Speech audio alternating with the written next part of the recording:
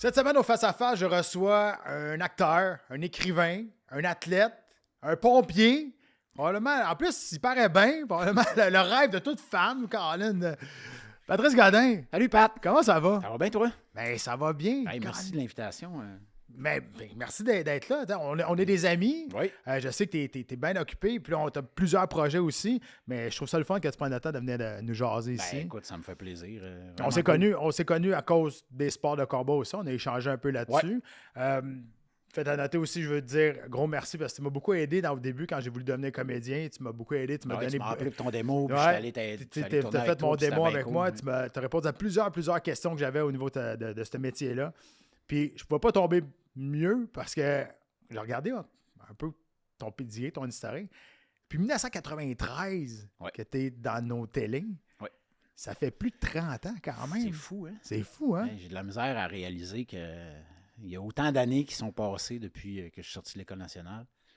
Puis t'as fait plein de projets, tu sais, à gauche à droite, bien des affaires que je suis jaloux que t'as faites dans ce métier-là. Mais surtout, le 7e round. Moi, je veux parler de ça parce que c'est une série au Québec qu'on n'a pas faite souvent, ou très, très peu, qui était une série autour de boxeurs. Avec Delorme, Sébastien Delorme, ton chum Sébastien Delorme. Qui avait quand même des gros noms qu'on connaît aujourd'hui. Dans ce temps-là, tu es peut-être moins connu, mais aujourd'hui, c'était un gros casting là, qu'on voit dans ce temps-là. Oui, puis quand on a commencé à s'entraîner pour cette série-là, il y avait... c'était les débuts de Jean-Pascal professionnel. Tu avais David Lemieux qui était encore amateur, qui allait passer professionnel. On a commencé à s'entraîner en mars. Ça, c'est en 2006. 2006, puis je pense que David il est passé pro en 2007 ou à l'hiver 2006. Donc, à l'automne 2006, je veux dire. Fait que Antonin Descaries aussi qui était pro. Fait que toute cette gang-là qui Marc Ramsey, ça montait, là. Ça commençait à monter chez Jim, puis on s'est entraîné avec eux autres. Marc, c'était notre entraîneur hors tournage. Ouais. Puis ça a été bien le fun à faire. Moi, c'est un de mes rêves. Tu sais, j'ai grandi, j'ai vraiment l'âge pour être un gros fan de Rocky. Là. Je pense que j'avais 10 ans quand le premier Rocky est apparu. Puis j'aurais aimé ça faire de la boxe. Moi, j'ai grandi à la campagne, il n'y avait pas ça. C'était pas la même affaire dans les années 70 que c'est devenu dans les dernières années où c'est plus accessible, les sports de combat. Puis c'est un peu un rêve d'acteur de jouer un boxeur. J'y ai touché avec le 7e round, mais c'est dommage parce que la série est un peu tombée. Elle a fait une saison. Elle a fait une saison. Elle a été... Je pense qu'il y a eu un... Aujourd'hui, on peut le dire, là, ça fait 20 ans, là. Ça a été très, très mal mis en onde par la personne qui décidait la programmation dans ce temps-là. Puis, je la nommerai pas, mais j'y en veux encore parce qu'il a vraiment scrappé la série en la mettant contre une émission à TVA qui s'appelle Occupation Double. En disant on va l'éclencher, puis on s'est fait défoncer total. Parce que, tu sais, sa série, tu peux la retrouver sur YouTube. Là. Moi, j'ai tout écouté la semaine passée. Ah ouais? Ah ouais, puis moi, ce qui m'a... C'est le fun, les droits de suite sur YouTube aussi. Hein? Ouais, c'est ça. Je reçois beaucoup. Ouais, tu dois être, hein? Mais, écoute, moi, ce que je veux parler, c'est que je suis impressionné par le réalisme des scènes de combat quand même. Parce que même quand je regarde des films américains d'info, quand ils font des scènes de combat dans des séries québécoises, quand même, tu sais, évidemment, moi, j'ai un œil différent de d'autres personnes qui n'ont jamais fait de combat. C'est pas crédible, c'est fake. J'ai été surpris d'une série de 2006, comment que les scènes de combat étaient quand même réalistes. J'embarquais sans trop me mettre de l'extérieur puis de juger qu'est-ce qui n'avait pas de l'air vrai ou pas. Bien, en fait, la chance qu'on a eue là-dedans, c'est que Yvon Michel puis sa gang... Qui a joué dans la série aussi, Yvon Michel. Oui, c'est ça, il a joué dans la série. Puis sa gang était... C'est eux autres qui supervisaient tout ça. Fait que c'était à leur avantage de rendre... Puis c'était Sylvain Chambaud qui réalisait, qui était un amateur aussi. Moi, je suis un amateur de boxe. Sébastien, il aimait ça aussi. Frédéric Pierre, tout le monde, on voulait, ceux qui jouaient les boxeurs, puis les gens autour, on voulait rendre ça crédible. C'est sûr que... j'adore les films de Rocky puis tout ça, mais c'est sûr qu'on fait, surtout le 4, là, je veux dire... Quand tu le mets sur pause, tu vois qu'il passe... Il est mort après le premier round, là, mais on voulait que ça soit réaliste, puis tout, puis on boxait avec... Moi, j'avais un combat qui était très court, il a été coupé parce que raison de budget, mais on a fait ce qui arrive malheureusement dans le cas de certains combattants, un mauvais coup de poing au corps. à 40 secondes du premier round, puis t'es out. Un coup au corps, ça pardonne pas. Mm-hmm. Ben ça, moi, mon personnage, il vivait ça. C'est pour ça que j'ai été un peu frustré J'aurais aimé ça faire un combat plus long, mais j'ai tourné avec Jean, puis on a échangé une couple de coups de poing, puis c'était cool, tu sais, mais c'était ça. C'était du vrai monde, des vrais boxeurs qui étaient là avec nous autres.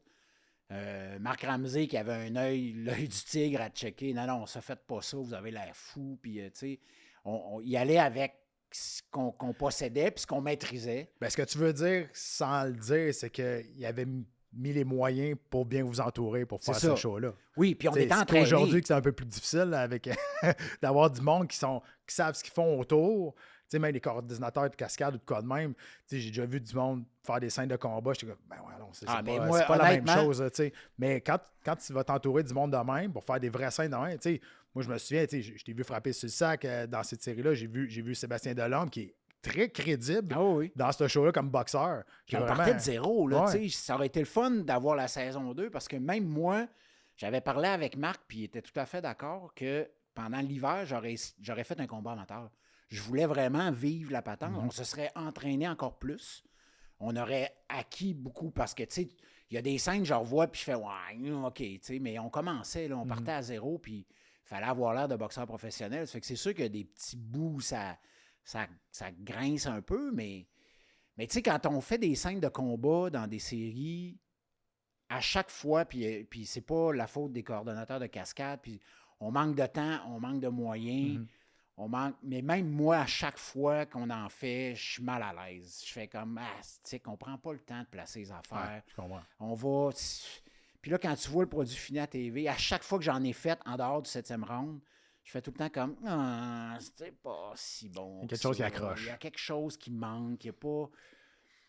Fait que, tu sais, mais ça, c'est un manque de temps, c'est un manque de préparation. Le 7e round, on a été chanceux. On a eu... Tu sais, on a commencé à tourner au mois de juin, début juin, puis on a commencé à s'entraîner fin mars. Fait qu'on a quand même eu un bon build-up d'entraînement pour se rendre, pour avoir l'air crédible physiquement. Mais il faut que l'équipe veuille que ça soit crédible aussi. Parce que oui, il y a le travail d'acteur, mais à un moment donné, il y en a qui vont juste peut-être surpasser ça parce qu'ils vont dire c'est des combats de boxe corrects, puis le monde ne portera pas trop attention à ça. Mais quand tu regardes, si tu veux avoir une valeur de cette. Là, évidemment, au niveau de la grille horaire, tu n'as peut-être pas la bonne place pour placer ça. Non, c'est pas le bon. Mais je trouve que c'est différent. C'est quelque chose de différent qu'on avait amené à la télé dans ce temps-là. Oui. Puis après ça, ben, il y a eu les téléromans, les shows maintenant, ça se ressemble plus ou moins tout le temps. Avec, je trouve ça le fun, un projet de même qui a eu lieu. Je trouve ça plate qu'il n'y ait pas eu une suite avec ça parce que c'est quelque chose complètement qui sort de l'ordinaire ici au Québec. C'est un milieu, je veux dire, il y a plein de personnages là-dedans, puis des bons, puis des moins bons, puis il y a plein... on pourrait tellement faire plein d'histoires dans le milieu des combats, dans les combats ultimes aussi. Ouais. Moi, j'y ai pensé à un moment donné, dans mon livre, dans mes 2 romans, Boxer la nuit... non, pas Boxer la nuit, c'est un boxeur, mais dans Sauvage Baby puis Les Chiens, mon... Sauvage Baby, c'est comme bâton du UFC, je me trompe pas. Le personnage principal masculin, son frère est un ancien champion de sport de combat, de sport ultime, de combat ultime. Puis dans la deuxième, dans la suite, Les Chiens, mon personnage, qui est un ancien des forces spéciales, a déjà boxé, donc il retourne un peu. Ça fait que, il y avait quand même cet univers-là qui était là-dedans. Si on avait fait un film ou une série, ben, je voulais un peu pousser dans ce sens-là aussi. Je trouve qu'il y a plein... C'est super riche comme univers. T'aimes les sports de combat. Oui, c'est en dedans de toi. Là. Puis, je sais, quand on s'est vu il y a une couple d'années, tu me disais que tu avais commencé le Jiu-Jitsu aussi. Oui. C'est comme un nouvel art martial que tu avais découvert. Tu es comme tombé en amour avec ça. Oui, ben écoute, j'ai commencé ça en 2023, le Jiu. Puis j'ai arrêté pour 2 raisons. Je suis parti comme pompier forestier sur la Côte-Nord. Mm-hmm. Puis à mon retour, dans ma vie personnelle, il y a eu des événements qui ont fait que financièrement, de payer 200$ par mois pour aller m'entraîner au Jiu, ça devenait un peu, c'était cher, c'était un peu plus compliqué. Ça fait que là, j'ai mis ça de côté. J'ai pas fait un X là-dessus, là. Mais j'ai vraiment trippé. C'était quelque chose que, tu vois, ça m'a fait apprécier plus le UFC puis les sports les les arts martiaux Ben, mixtes c'est ça. parce que moi, j'étais un amateur de boxe. Mhm. Puis je me souviens quand je regardais UFC au début, je faisais, ben OK, quand il boxe, c'est cool. Quand il se ramasse à terre, je comprends plus rien. Manque de Puis c'est plate. connaissance, ouais. Je trouve... Mhm. Mais là, c'est pas plate pantoute, là, avec cette connaissance-là. Puis aussi, je suis allé en voir au Centre Bell. Je me rappelle de t'avoir vu. C'est ça, ben, tu combattre au consommes Centre Bell. aussi des sports de combat. T'es pas, Ouais. t'es un amateur, mais t'en regardes aussi. Là. Ouais, moins ces temps-ci, mais j'ai été vraiment accro. J'étais vraiment là-dessus. Et toi, tu pars vraiment de la boxe. T'es un gros fan de boxe. Ben, c'est à partir de la C'est à boxe, partir puis de là, la ben, boxe. l'UFC est arrivé, puis là, de plus en plus, je trouve que la boxe en a beaucoup perdu. Moi, les combats, je les ai écoutés, là, parce que ils sont sur Netflix, ils sont gratis, là, mais Jake Paul, puis tout ça, puis c'est comme... T'aimes-tu ça, ce genre de combat-là? T'aimes-tu ça, ce spectacle-là? Ou, tu sais, toi, tu viens de la vieille garde de la boxe, tu sais, avec quand Jean-Pascal a commencé, c'était les puristes de la boxe. Là. Maintenant, c'est rendu un gros show. Ben, c'est ça. J'aime moins ça. Honnêtement, je trouve que ça l'a jeté une ombre sur la boxe. Okay. Oui, ça l'a amené ailleurs, mais là, à un moment donné, tu fais c'est arrangé, c'est pas arrangé. Il y a des débats qui font ouais, il n'a pas suivi le scénario, il ne devait pas le knocker. Puis Tyson, il a retenu ses coups. Là, tu fais comme... Bon, ben, c'est comme un cirque. Là, puis Ben, c'est un peu le problème de la boxe à travers les années, c'est qu'ils ont arrêté de faire un spectacle. Là, c'est devenu comme le pilote automatique. Puis c'est pour ça que là, on parle de l'UFC. Mais les sports d'arts martiaux mixtes, c'est tellement devenu populaire over la boxe à cause du spectacle qu'ils donnent, justement. Les arts martiaux mixtes, c'est dur. Je veux dire, je sais pas, tu connais ça mieux que moi, le milieu, là, mais tricher un combat de boxe, à la limite, ça se peut. Ouais. Mais les arts martiaux mixtes, ça drôle devient plus dur. C'est drôle que tu parles de ça parce qu'on a eu quelques polémiques dans les derniers semaines, derniers mois à cause des les odds, des paris qui changent, puis des combats truqués. Fait que ça se peut. C'est toujours possible. Mais... C'est toujours possible, mais tu sais, c'est dur de faker une soumission. Là. Ouais, là, c'est ça, là, tu sais, de faire comme envoyer 30 mois, là, puis... C'est au niveau des punch et lucky punch, c'est sûr. Tu sais, je regardais ta carrière aussi. Tu as fait des projets. Je disais des projets que moi, je suis très jaloux, comme le 7e art, mais tu as fait beaucoup de projets aussi au Québec qui sont sortis un peu de la boîte, un peu de la télé conventionnelle, un peu. Tu sais, je pense à Blue Moon aussi, qui était une série extraordinaire. Moi, c'est une de mes séries favorites de tous les temps. Est-ce que tu trouves aujourd'hui qu'on est trop conservateur avec la télé d'aujourd'hui sur qu'est-ce qu'on veut faire présentement? Ben, moi, c'est sûr qu'une série comme Blue Moon, j'en aurais pris pendant 20 ans. Je jouerais là-dedans. Là, j'ai quitté le métier comme pas mal parce que mon travail de pompier forestier, là, il commence en avril, il finit en août, puis septembre. On m'arriverait avec un projet à la Blue Moon, puis on me dirait, Pat, t'en as pour... Ben là, c'est sûr qu'à 20 ans, je serais rendu vieux, là, mais mettons, on me dirait, t'en as pour 10 ans, là, puis t'es là-dedans, puis... Ça me travaillerait beaucoup. Ouais. J'aurais vraiment, faudrait que je m'assoie avec moi-même puis faire, OK, là tu as un choix à faire. Parce que j'adorais faire ça. Puis oui, effectivement, je trouve, tu as raison, on est, puis je pense aussi que c'est une question de budget, c'est une question de vitesse, de moyens qu'on a ici. Mais ça serait un projet, parce que j'ai lu à quelque part que tu adores ta job de pompier forestier. Puis tu disais, ça se passe beaucoup l'été, les tournages font beaucoup l'été, mais si j'avais le choix entre faire pompier forestier ou un rôle, je prendrais pompier forestier. Oui. Sauf que là, on t'approche avec un projet comme Blue Moon. Ben, si on m'approche avec un projet comme Blue Moon, puis qu'on me dit 1 an, puis je vais faire, ben non, regarde, moi, il faut, tu sais, ça va me prendre...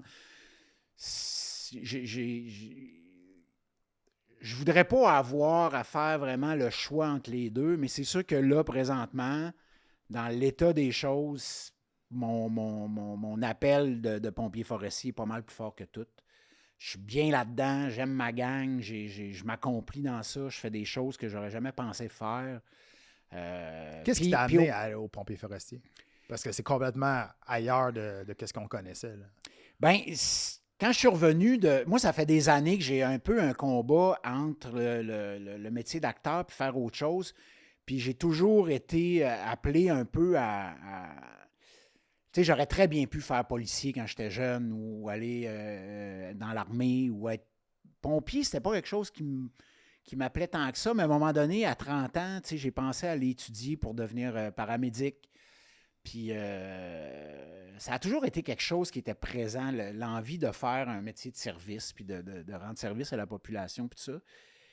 Puis quand je suis revenu, j'ai tourné aux Îles-de-la-Madeleine en 2023, au printemps 2023, puis quand je suis revenu en juin, les gros feux au Québec étaient partout, puis le ciel était jaune-orange, puis tout ça. Puis c'est là que ça a commencé à faire « Hey, comment on devient pompier forestier? C'est quoi le chemin pour se rendre là? » Puis j'ai commencé à chercher.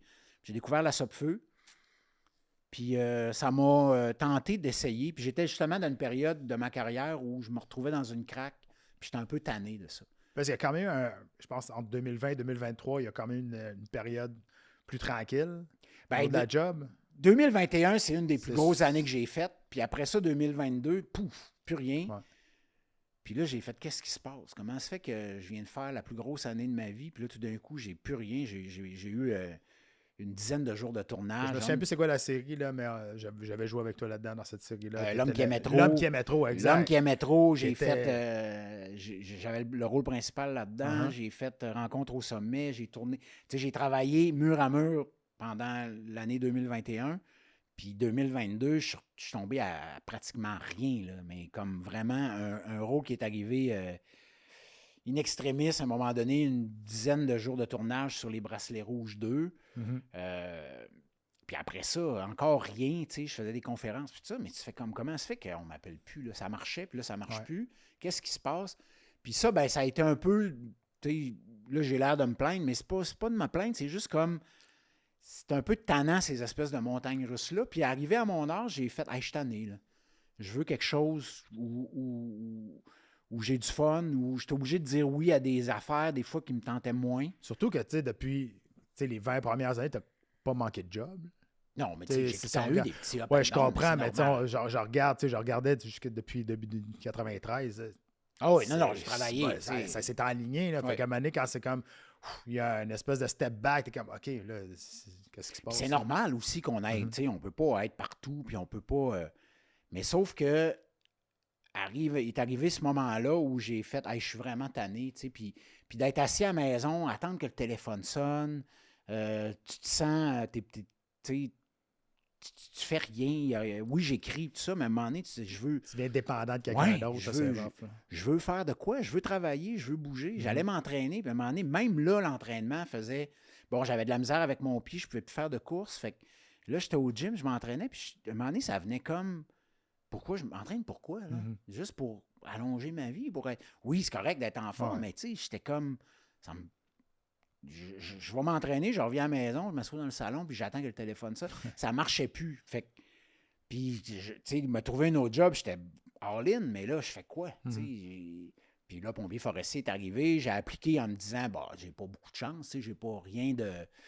À part mon expérience de vie puis d'être en forme, mon background n'était pas du tout ce que les autres recherchent, mais j'ai intrigué quelqu'un là-bas qui s'est dit « c'est un bon choix, ça », puis ils ont pris une chance avec moi, puis là, rendu là, j'ai tout fait pour « OK, vous êtes pas trompé, là, j'étais à ma place », puis je l'ai senti assez vite que j'étais bien là-bas, puis que j'étais... Fait que dans le fond, ça, j'allais dire c'est une job d'été. Là. C'est plus qu'une job d'été, là, mais ça se passe plus l'été. Tu t'en vas dans le nord, puis vous essayez de on commence, les feux de forêt, dans le fond. Oui, on commence au mois d'avril. On s'en va là-bas. Comme là, on a eu le rappel à l'emploi. Fait que début avril, moi, je repars à Saint-Pierre. Puis là, on va se préparer. On prépare l'équipement, la base, tout ça. On prépare pour la saison. À partir du mois de la mi-mai, là, les températures changent. Il commence à faire plus chaud.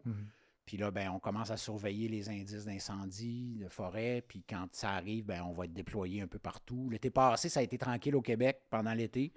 Fait qu'on a été appelés à aller aider dans les autres provinces parce que ça chauffait pas mal au Manitoba, en Saskatchewan. La Nouvelle-Écosse aussi, ça a brassé. Ça fait que... On nous appelle, puis on part. On est vraiment... Puis ça va jusqu'à la mi-septembre à peu près.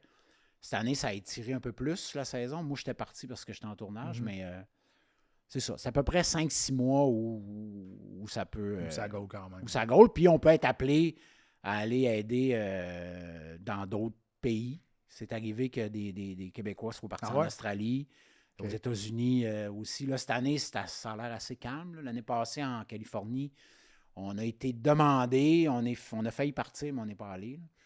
Fait que, c'est possible parce qu'il y a des ententes interagences puis intergouvernementales aussi. Oui, c'est ça, pour aider tout le monde. Ouais. Tantôt, tu parlais de blessure à ton pied puis parce que tu ne pouvais pas courir. Ouais. Je veux qu'on parle de ça parce que tu n'es pas juste un marathonien, tu ne fais pas juste courir, tu es un Les ultras. ultra-coureur. Ouais. Ça veut dire quoi, ça, comme distance?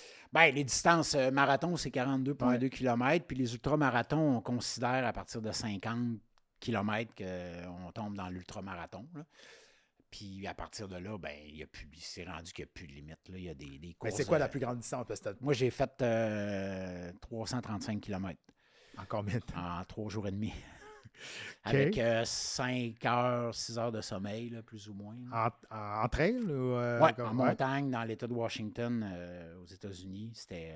C'est une compétition ou. C'est une course. C'est une course. C'est une compétition, oui. Non, mais c'est une course établie. Là. Oui. Il y a les premiers, il y a des gagnants, là. Il y a des. Mais tu sais, ça devient c'est plus une épreuve d'endurance. Là-dedans, il y en a qui vont finir plus rapidement, qui vont s'entraîner plus, qui vont être plus des athlètes peut-être plus professionnels. Ben, c'est pas des professionnels, c'est pas comme des marathoniens, là, mais des gens qui vivent dans les montagnes là-bas puis qui s'entraînent sur ces terrains-là puis tout ça.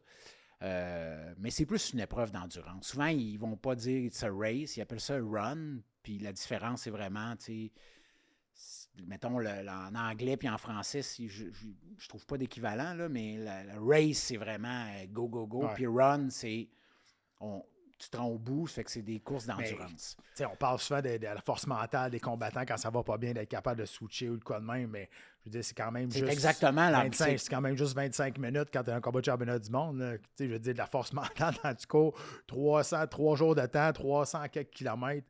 Maintenant, il faut que tu sois assez solide mentalement. Ben, il y a ça même. Moi, je trouve qu'il y a, il y a le parallèle avec les combattants, puis il y a le parallèle aussi avec les gens dans les forces spéciales, dans l'armée, le GTF2 au Canada notamment, où, oui, tu as besoin d'être en forme physiquement, mais c'est mentalement que c'est là que ça se joue, tu sais. Quand on voit les opérations que les gars des forces spéciales font, quand on voit les combattants, moi je me rappelle tout le temps le dernier Gatti Ward, où Gatti revient au 3e round dans son coin, puis il dit « Je me suis cassé à la main », puis son entraîneur, il dit « Tu veux-tu que j'arrête ou tu continues ?» Puis il a fait « Je continue ». Il dit « Bon, OK, ferme ta gueule, go ». Il se casse à la main tout le temps, de toute façon. C'est habitué. Ben, quand tu fais des ultramarathons, moi j'ai vu des coureurs, des coureuses qui se foulent la cheville au début, puis qui continuent à faire leur course, puis qui se rendent à la fin, puis même qui la remportent. T'as mal aux pieds, t'as mal partout. Puis c'est vraiment... si mentalement t'abandonnes, moi, les fois que j'ai abandonné les courses, c'est jamais pour une blessure. Souvent, je me suis dit, ouais, j'ai mal, je vais arrêter parce que je vais aggraver ma douleur au genou, mais c'est une excuse, ça. C'est pas vrai, là. T'sais, j'aurais pu passer à travers. C'est vraiment mentalement, quand ça lâche, ben c'est là que tu te rends pas au bout. Puis je pense que dans un combat, tu veux perdre un combat parce que tu es blessé, mais si tu décides que, à moins que ton coin fasse OK, non, là, tu vas te faire, tu vas finir le légume, on va arrêter le combat, mais tu as la main cassée, puis tu vas te rendre jusqu'au bout, à moins que ton esprit fasse OK, je suis plus capable, ça sert à rien. Non, ça, on dit tout le temps, si la tête suit, le corps va suivre. C'est ça. Sauf qu'à un moment donné, ça vient une question d'endurance. C'est le corps, pendant 3 jours de temps, sans arrêt. Moi, ça m'impressionne. Là, pour moi, je suis impressionné par vous autres. Moi, je mange pas de claques à la gueule. Là. J'en mange non, je comprends. Métaphoriquement parlant. Là. Mais, on finit ça, puis tu te dis, il y a un train qui m'a passé sur le corps. Là. Mais, je me suis jamais senti en danger où je pouvais me retrouver dans une situation où ça allait impacter le reste de ma vie. Tu sais, les combats, quand tu embarques sur le... Moi, c'est pour ça que j'avais envie de vraiment vivre un combat amateur. Parce que comment tu te sens, là? Tu vas monter sur un ring. Je le sais pas, ça. Je l'imagine. Je peux te l'expliquer. Je peux l'écrire, mais comment tu te sens quand tu vas monter? Puis là, on s'entend qu'un combat amateur, là, ma vie n'aurait pas été en danger. Là, mais juste le fait de partir, puis là, je vais monter sur un carré là, de tissu, là, puis il y a un gars l'autre bord, puis qui veut me crisser une volée. Tu sais, c'est quelque chose, là. Oui. Tu parlais de Gatti, tu as fait référence à Gatti puis Ward. Revenir là-dessus, au niveau de la boxe, ça fait longtemps que tu suis les combats de boxe. As-tu un combat que tu te rappelles qui t'a vraiment marqué, là, que tu te rappelles et te dis, OK, t'aimais déjà la boxe, mais on dirait que ça t'a encore plus fait apprécier ce sport-là? La première fois que je suis allé voir un combat en vrai, c'était le premier Hilton Ouellet au Centre Bell. Puis... ça, c'est dans les bonnes années de la boxe en santé ici au Québec. Ouais, hein. là, ça a été... là, ça a été comme une espèce de coup d'envoi. Là, ça commençait là, à monter. Là. Mais ce combat-là, pour toutes les raisons qu'on connaît, pour moi, ben c'est sûr que c'est mon premier combat en présence. Et toi, tu étais là. Oui, j'étais là ce soir-là. Puis ce combat-là, comment ça s'est déroulé, la fin, puis les suites qu'il y a eu. C'est aussi ce soir-là où j'ai découvert un autre boxeur que je ne connaissais pas, qui était dans l'ombre de Ouellet, qui s'appelait Eric Lucas, qui le soir du combat Ouellet-Hilton 1, Eric s'est battu, il m'avait pas vraiment impressionné. Peut-être aussi que j'étais moins attentif parce qu'on attendait tout le gros combat. Comme combattant beaucoup plus réservé et moins spectaculaire. Moins spectaculaire. Puis après ça, ben, il y a eu complètement un renversement. Puis je suis devenu un fan fini d'Éric Lucas, de comprendre d'où il venait, qu'est-ce qui s'était passé, puis comment, à côté d'un gars, c'est déjà un exemple que j'ai donné à mes filles, un gars bourré de talent, que tout le monde s'attendait à ce qu'il devienne champion du monde, puis qui s'est assis là-dessus, puis l'autre qui en avait beaucoup moins, mais qui a travaillé. C'est drôle, tu me dis ça parce qu'on a eu Yvon Michel venu ici, puis on parlait justement de ça, de les deux, parce que ça a été ses deux premiers professionnels qu'il a amenés, puis il dit, tu sais, j'ai jamais été sûr si Stéphane Ouellet aimait vraiment boxer. C'était comme un exutoire pour lui, puis c'était peut-être pour ça qu'il l'a échappé, puis avec Lucas, on sait qu'il avait un talent peut-être inné moins développé que Ouellet, mais du cœur, puis de l'entraînement. Puis... Mais tu sais, je sais pas si tu te souviens quand il est allé se faire voler en Allemagne. Oui. Tu sais, quand il est revenu, je pense qu'on était tous, on avait tout le cœur gros, on pleurait tous avec lui, on était là, ben voyons, ça n'a pas de maudit bon sens. Tu sais, je pense qu'on se souvient tous où ce qu'on était cette journée-là. Si on était un amateur de boxe, puis on suivait la boxe québécoise, on se souvient tous où ce qu'on était. C'est dans le temps de ma fête. Je pense que c'était ce combat-là en Allemagne, c'était le 4 ou 6 avril, ou si c'est pas le jour de ma fête, moi c'est le 5. Fait j'étais comme, hey, let's go, Eric. J'étais sûr. Puis il a gagné, ce maudit combat-là, mais c'est ça. Aller défendre sa couronne. Ouais, Yvon, il l'a expliqué, c'était un peu flou. Il nous l'a expliqué un petit peu comment ça s'était passé, l'offre d'appel. Mais c'est sûr que, Colin, on savait tous s'en aller là-bas en Allemagne. Tu partais déjà avec 2 prises. Puis, on a vu aussi l'équivalent quand malheureusement Boutet est allé en Angleterre défendre sa ceinture contre Carl Froch. Là, c'était sans appel. Ouais, là, c'est différent. Là. Ouais, exact. Mais, tu sais, moi, Eric, puis après ça, je l'ai rencontré parce que j'ai eu l'occasion de faire des combats de démonstration avec Ali Nestor-Charles pour son école, sa fondation. Les guerriers de la rue, comment ça s'appelle? Les princes. Les princes de la rue. Puis Eric, Stéphane Larouche, tout ça, il était là la deuxième fois que j'ai fait 2 rounds avec Ali Nestor. Puis vraiment sympathique, super trippant. C'est comme.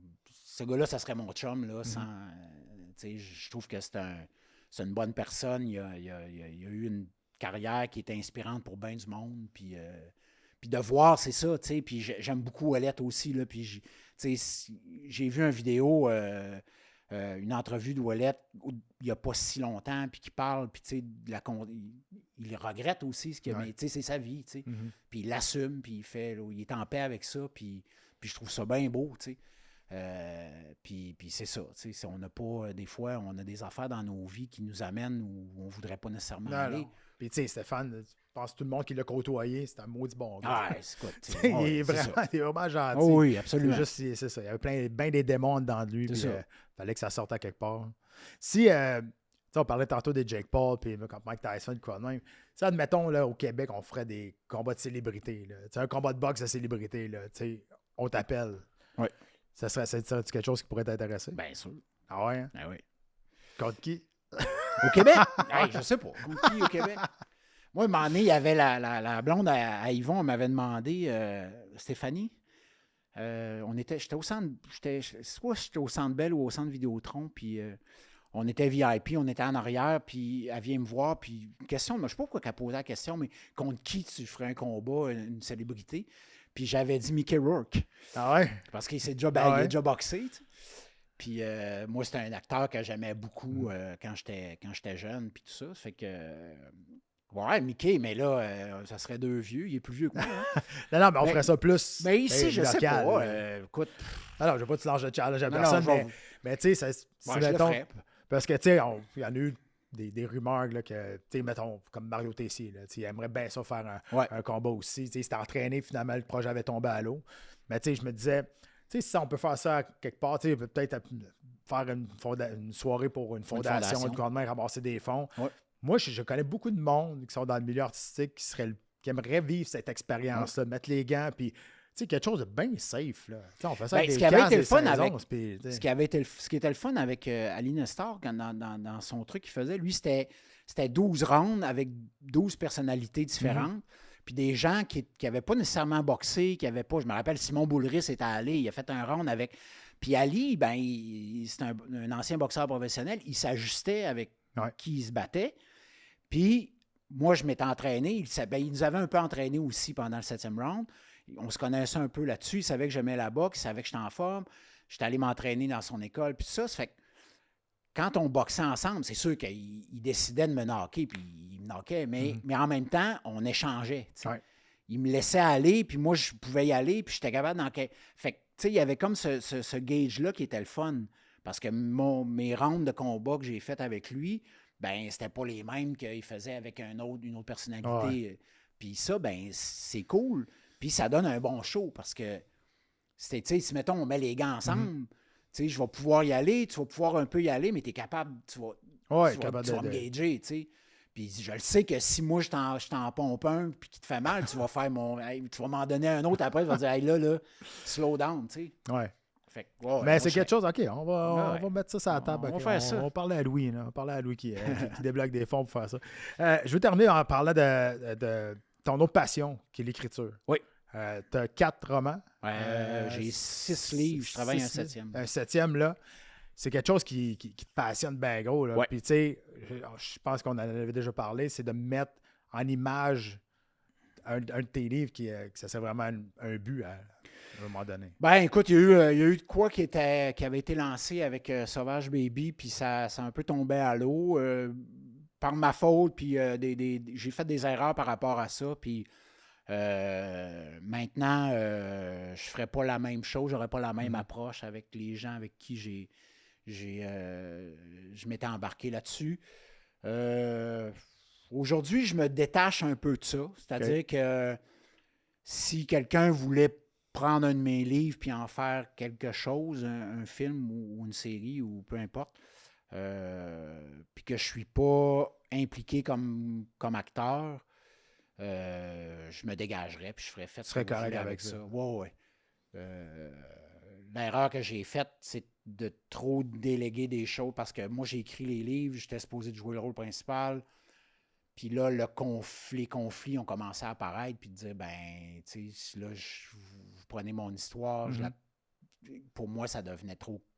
Ça marchait pas. Ça t'appartenait plus. Là. Non, c'est ça. Puis je suis trop... comme acteur... Si je ne suis pas là-dedans, si je ne joue pas dans l'affaire, puis que vous faites, tu sais, vous pouvez prendre mes livres, puis en faire ce que vous voulez, puis that's it, ça me dérangera pas. Mais si je joue dedans, parce que je les connais.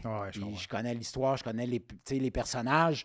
Ce qu'il y a sur papier, c'est une chose, mais moi, tout le background de ces personnages-là, je l'ai en dedans. Fait que si moi, je suis pour jouer dedans, puis que tu t'en vas à l'encontre de ce que moi, je connais de ces personnages-là que j'ai inventés, ben on va avoir... Si on n'a pas de discussion, si on n'est pas capable d'en parler, si tu n'écoutes pas ce que je te dis, puis que... Tu sais, peut-être que je suis un control freak là-dessus, là, mais... Ouais, mais en même temps, c'est ton histoire, ça t'appartient.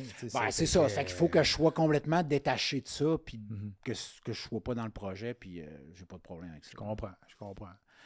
Merci, merci d'avoir été venu. Puis je pense que je vais parler pour tout le monde. Nous, on est content de te voir à la télé. T'sais, on veut t'es revenu dans quelque chose de plus sérieux, dans Indéfendable. On le voit dans la stade. Moi, je l'entends. On aimerait ça te voir plus souvent dans la télé. Moi, je suis un grand fan de toi. Tu le sais, je te l'ai dit souvent. Tu m'as beaucoup aidé aussi. puis les questions que j'avais. Fait que, je veux dire, je comprends que t'aimes bien gros ton pompier forestier, mais...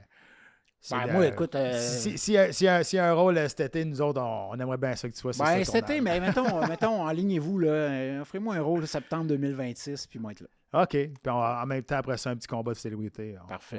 Ça, anytime. Ben, pas l'été, là, mais anytime. Bon. All right. Merci, Pat.